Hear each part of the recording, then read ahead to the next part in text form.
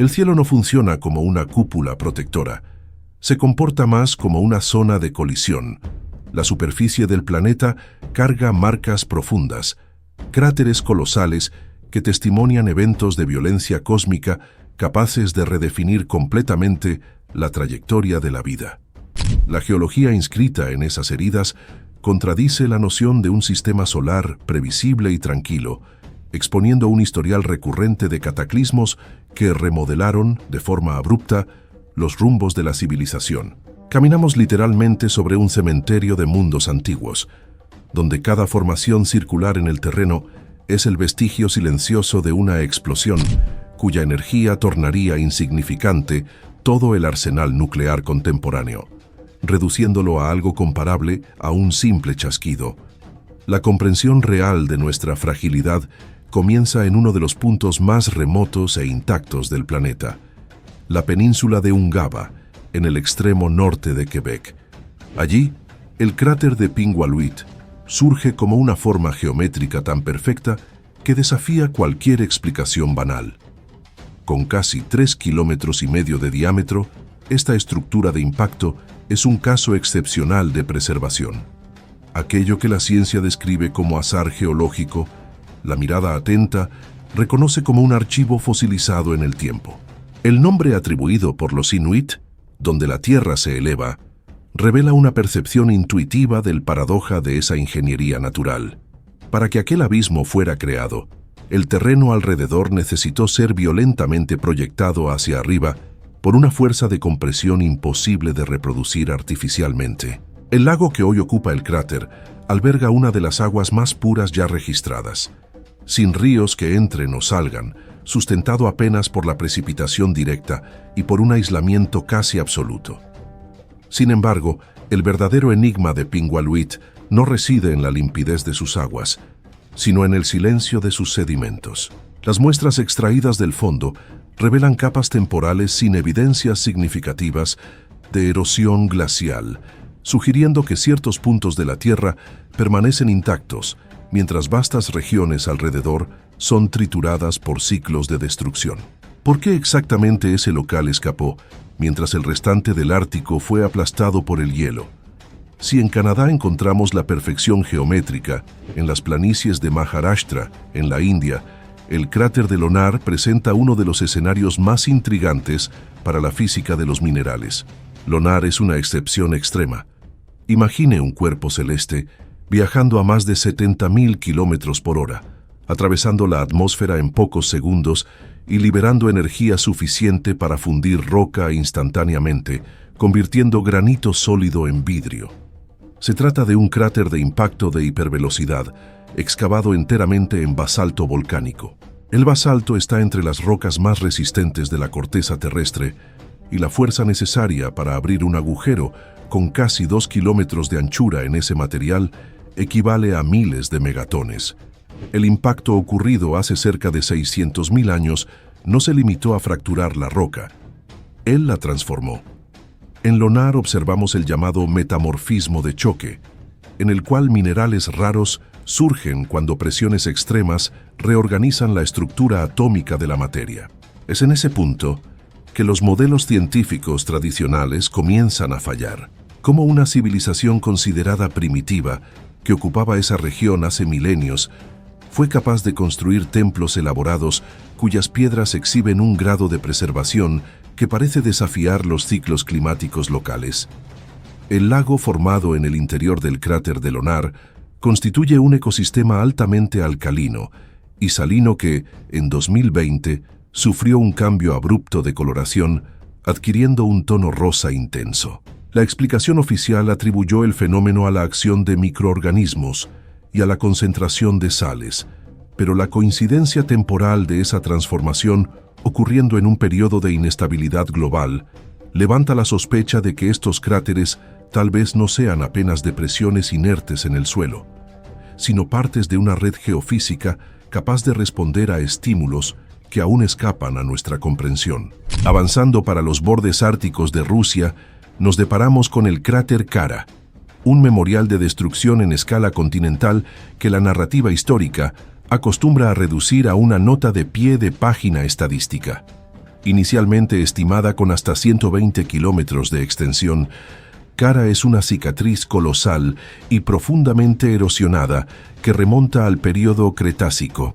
La energía liberada en ese impacto fue tan extrema que produjo lo que los geólogos clasifican como brechas de fusión y cuarzo chocado, esparcidos por áreas que abarcan provincias enteras. Sin embargo, hay una inconsistencia inquietante en su cronología. Durante décadas se intentó relacionar Kara directamente con la extinción de los dinosaurios, pero las fechas divergen por algunos millones de años. Si Kara no fue el golpe final, tal vez integró una secuencia prolongada de advertencias cósmicas que se extendió por milenios. Hoy, la estructura está parcialmente soterrada y deformada, ocultando bajo el suelo siberiano anomalías magnéticas y gravitacionales que apuntan a fenómenos aún sin consenso científico, ya sea por composiciones inusuales, ya sea por efectos extremos de metamorfismo de choque y alteraciones permanentes en el magnetismo del subsuelo, que al final alcanzó esa región de Rusia hace cerca de 70 millones de años, y por qué el epicentro de ese impacto exhibe señales de una compresión capaz de modificar la gravedad local de forma duradera. Retornando a Quebec, el cráter de Manicouagan, visible desde el espacio como un ojo gigantesco vuelto hacia la Tierra, ofrece una de las evidencias más impresionantes de la geometría precisa de los impactos planetarios. Con aproximadamente 100 kilómetros de diámetro, su estructura anular casi perfecta no puede ser atribuida apenas a la erosión a lo largo del tiempo, sino a la dinámica de un rebote central de escala monumental. En colisiones de esa magnitud, la corteza terrestre pierde temporalmente su rigidez. El núcleo del cráter se yergue de manera violenta, mientras los bordes colapsan, formando anillos concéntricos bien definidos. Es en ese punto que surge una hipótesis incómoda.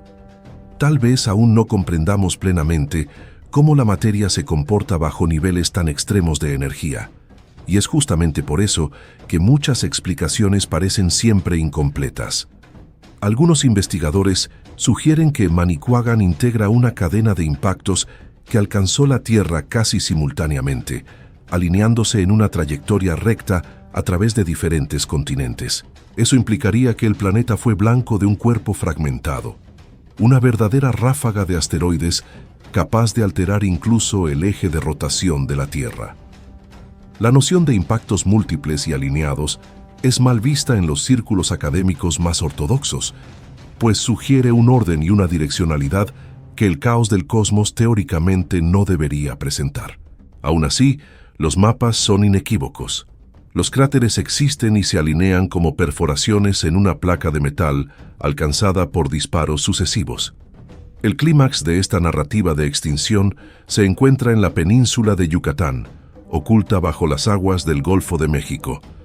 Chicxulub no es apenas un cráter, es el punto cero de la biología moderna.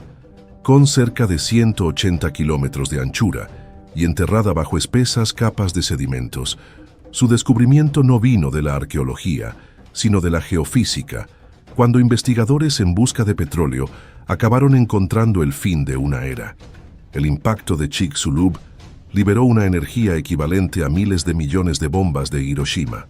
Él vaporizó el fondo del océano, lanzó azufre y polvo a la estratosfera, bloqueó la luz solar por años y transformó la atmósfera en una tempestad de lluvia ácida que diezmó la vida. La capa global de iridio y las microesferas vítreas esparcidas por el planeta demuestran que Chicxulub no fue un simple impacto localizado, sino un evento que arrojó material más allá de la atmósfera y lo redistribuyó en escala global. Cómo partículas formadas bajo condiciones próximas al vacío espacial pudieron depositarse con tamaña uniformidad sobre cada centímetro cuadrado de la Tierra. La explicación oficial afirma que fueron eyectadas fuera de la atmósfera y posteriormente retornaron. Sin embargo, al aceptar esa escala de eyección, somos obligados a reconocer que Chicxulub no fue apenas un choque puntual, sino un fenómeno tan energético que alteró el clima global por años y esparció sus detritos por todo el planeta. Hablamos de un evento que reescribió el código genético de todo lo que consiguió sobrevivir, Y tal vez el aspecto más perturbador sea el hecho de que Chicxulub presenta un sistema de anillos de pico idéntico a las estructuras observadas en la Luna y en Marte, indicando que el proceso de formación de cráteres sigue un patrón físico universal, un tipo de geometría balística que trata planetas como simples piezas en un tablero cósmico. Todo eso conduce a una conclusión aún más sombría. El fin del Cretácico puede no haber sido causado por un único impacto aislado, sino por una verdadera descarga continua de detritos espaciales alcanzando la Tierra en secuencia. La dimensión de lo que sucedió en el Golfo de México nos obliga a direccionar la mirada hacia Sudáfrica, donde se encuentra la más antigua y monumental cicatriz, ya identificada en la superficie terrestre. El cráter de Vredefort no puede ser reducido a una simple depresión en el terreno. Se trata de una cuenca de impacto cuyo diámetro original es estimado en cerca de 300 kilómetros. Lo que permanece visible hoy, el llamado Domo de Vredefort, representa apenas el núcleo central que resistió a 2.000 millones de años de erosión continua. Sin embargo, hay un efecto colateral de ese evento que desafía explicaciones simplistas. La cuenca adyacente de Witwatersrand alberga la mayor concentración de oro conocida en el planeta. La versión oficial sostiene que el metal precioso ya existía allí y que el impacto apenas contribuyó a su preservación. Aún así, cuando aplicamos los principios de la física de alta energía, emerge una hipótesis mucho más inquietante. El choque de un asteroide con cerca de 10 kilómetros de diámetro, penetrando profundamente la corteza terrestre, habría generado presiones extremas capaces de concentrar minerales pesados o incluso alterar la materia, de formas que la geología tradicional no explica sin recurrir a coincidencias improbables. ¿Estaríamos ante un caso de minería cósmica involuntaria? ¿O sería justamente la abundancia de recursos de la Tierra el factor que atrae a estos cuerpos celestes con una frecuencia estadísticamente incómoda?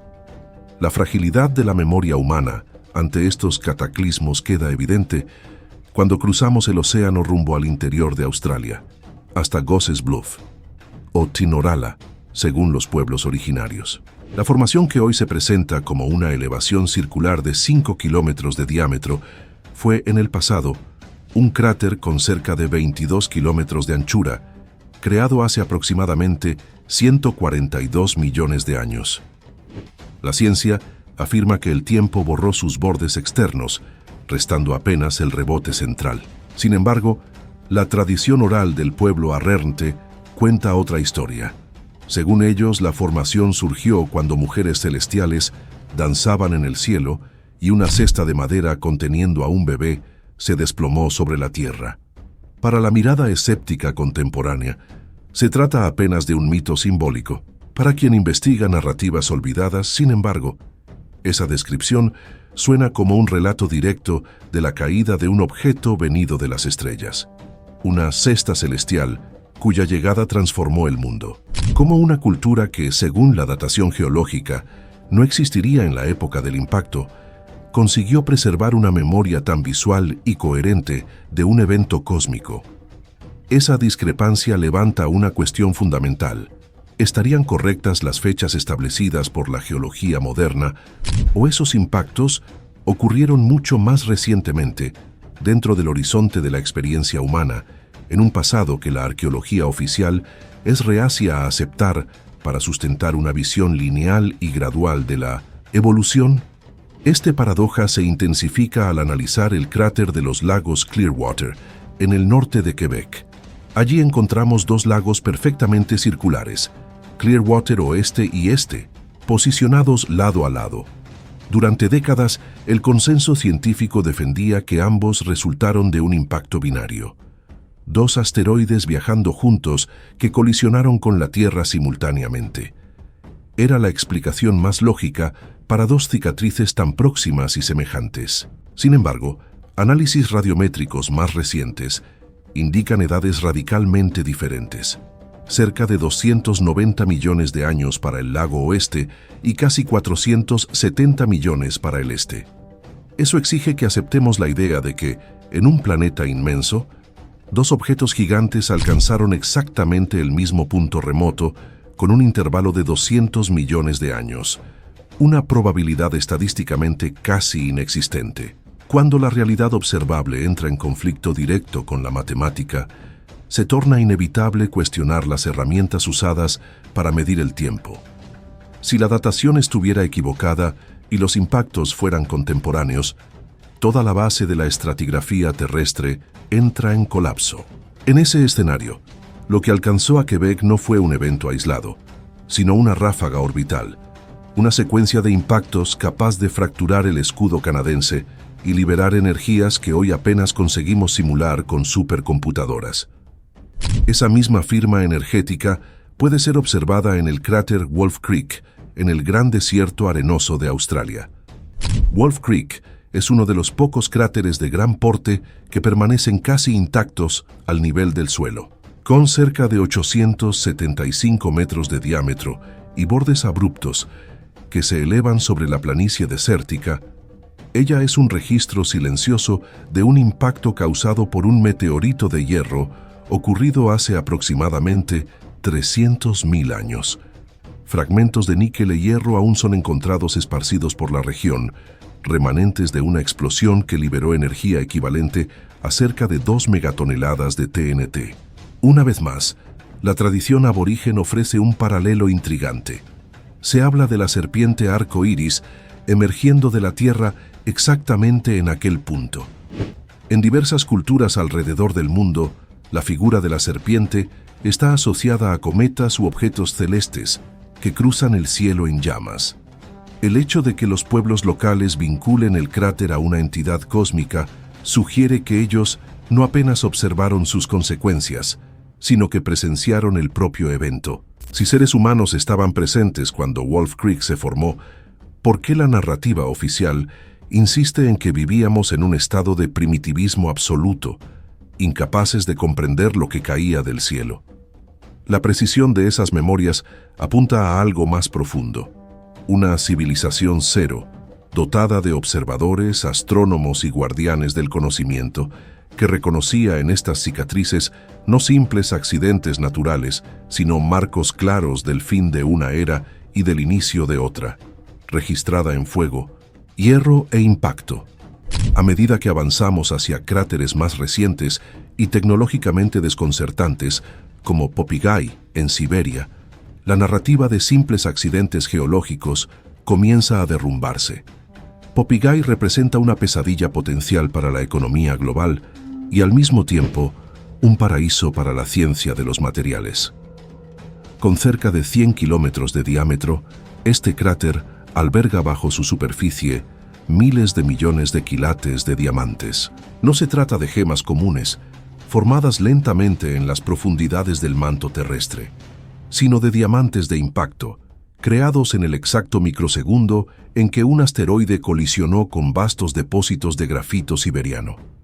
La presión instantánea fue tan extrema que reorganizó la estructura molecular del carbono en una escala industrial sin precedentes. Popigai demuestra que los impactos cósmicos funcionan como los mayores alquimistas del universo, capaces de convertir carbono en joyas y roca sólida en vidrio.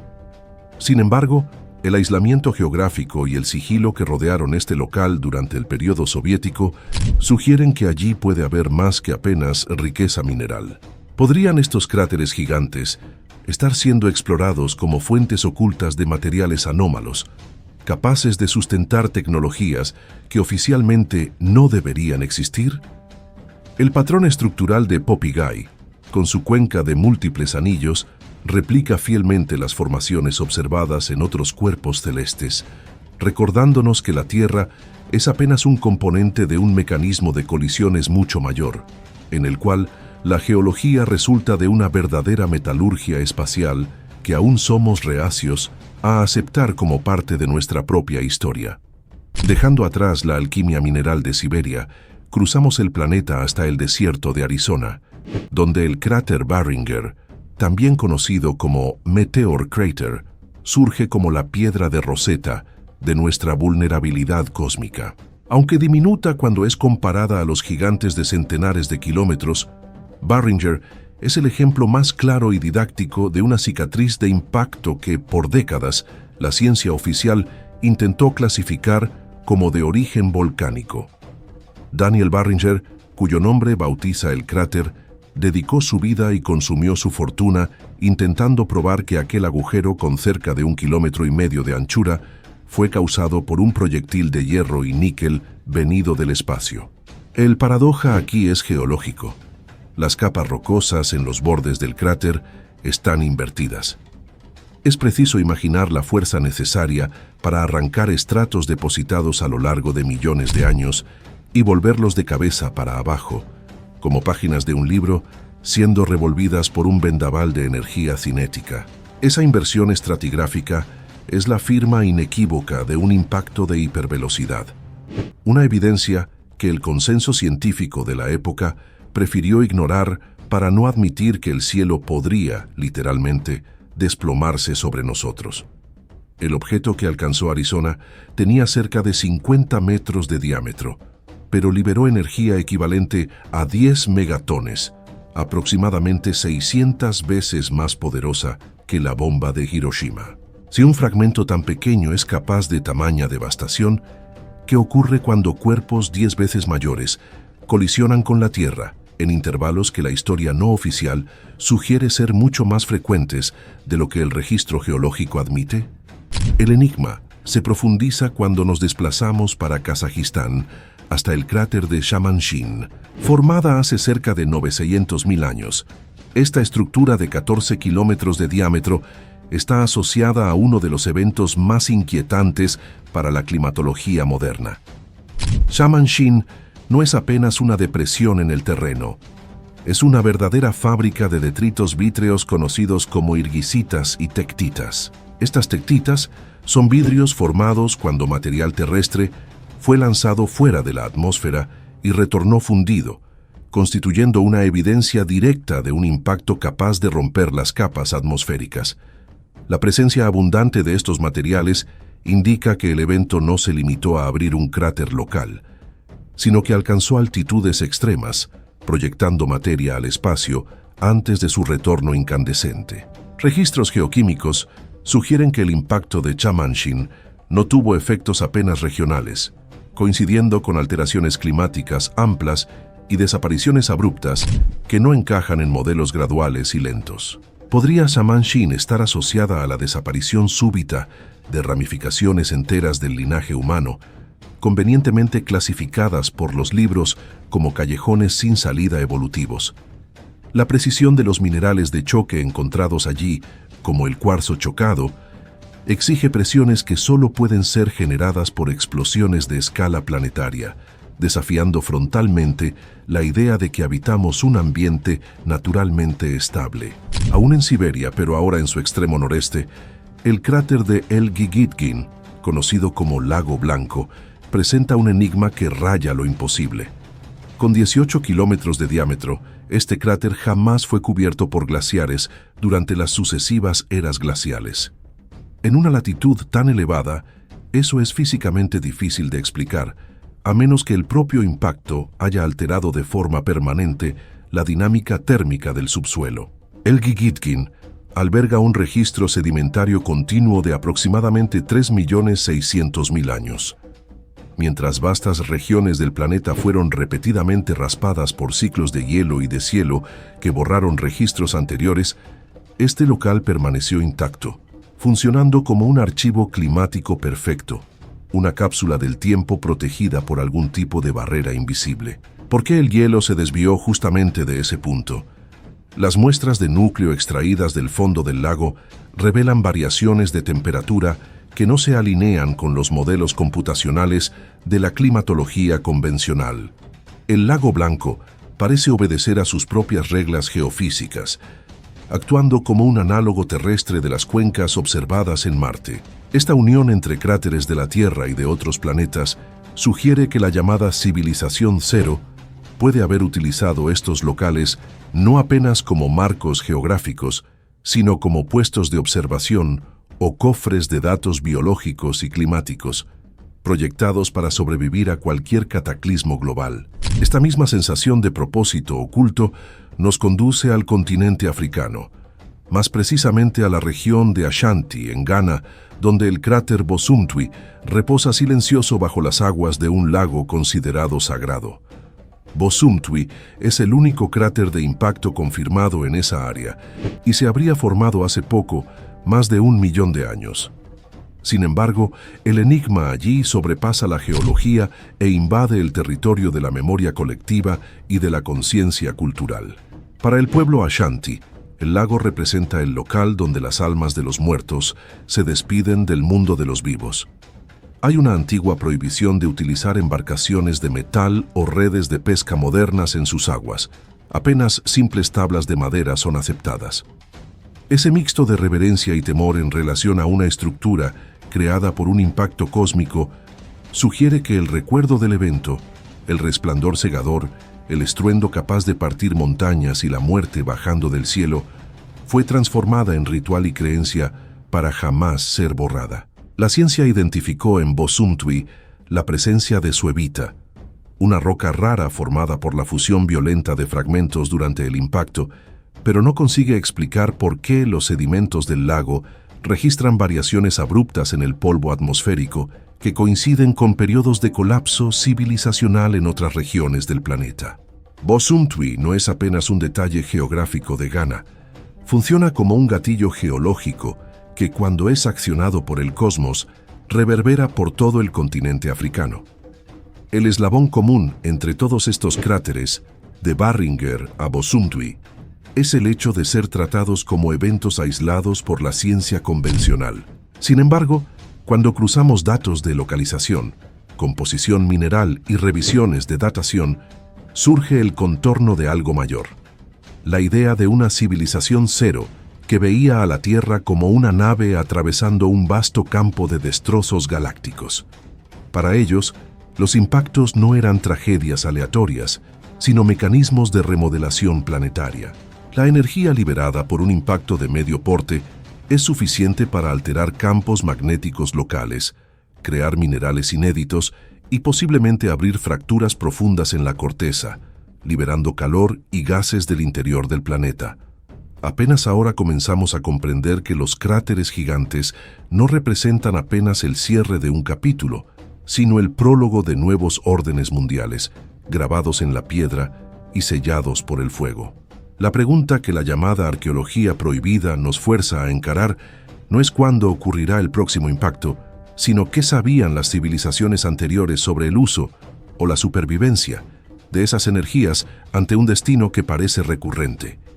En la mañana del 30 de junio de 1908, en Siberia Central, no ocurrió apenas una explosión. Fue un instante en que las leyes físicas aparentaron ser suspendidas por un intruso que la ciencia oficial aún no explica por completo. El evento de Tunguska representa el ápice de esta investigación y su mayor paradoja. Imagine una liberación de energía equivalente a 15 megatones de TNT, cerca de 1000 veces la potencia de la bomba de Hiroshima, detonando sobre una selva remota. Aproximadamente 80 millones de árboles fueron derribados instantáneamente en un patrón radial que se extiende por más de 2000 kilómetros cuadrados. Aún así, cuando las primeras expediciones lideradas por Leonid Kulik llegaron al local décadas después, encontraron algo desconcertante. No había cráter. En el centro de la mayor explosión ya registrada en la historia moderna, los árboles no estaban simplemente caídos. Muchos permanecían en pie, despojados de ramas y corteza, como postes carbonizados. Como una explosión de esa magnitud no dejó una herida profunda en el suelo. La explicación académica de una explosión aérea, el llamado airburst de un cometa o asteroide, suena conveniente para cerrar el debate, pero falla en justificar la ausencia casi total de fragmentos metálicos o silicatados que deberían haberse esparcido por la taiga. Lo que realmente ocurrió en Tunguska puede haber sido una manifestación extrema de física de plasma o, como defienden algunos investigadores de la historia alternativa, incluso una interceptación deliberada, hipótesis controvertida que persiste justamente porque ciertos datos permanecen sin encaje. Testigos a centenares de kilómetros relataron una columna de luz azulada cortando el cielo antes de la explosión, y hay registros de un cambio súbito en la trayectoria del objeto instantes antes de la detonación. Si Tunguska fue un evento natural, ¿por qué el patrón de árboles derribados recuerda la forma de una mariposa perfecta, sugiriendo una ignición multidireccional y no caótica? La presencia de concentraciones anómalas, de elementos raros en el suelo y de microesférulas preservadas en la resina de árboles supervivientes apunta a una composición química que no corresponde a meteoritos comunes. Todo eso sugiere que los impactos en la Tierra pueden no ser apenas piedras cayendo del cielo, sino fenómenos que involucran procesos o intervenciones aún sin modelo aceptado por la ciencia actual. Al conectarnos las 15 cicatrices analizadas, del hielo canadiense a las arenas australianas y a las selvas siberianas, se revela un mapa de destrucción que está lejos de ser aleatorio. Existe una lógica en la distribución de estos cráteres, y ella nos recuerda una verdad simple. La Tierra ya fue alcanzada innumerables veces, y lo será nuevamente. La diferencia es que ahora comenzamos a reconocer las firmas de estos eventos. Tal vez aún haya tiempo de transformar el miedo en vigilancia. El cielo no ha cambiado. Lo que necesita cambiar es nuestra capacidad de interpretar los avisos que él dejó grabados en la roca.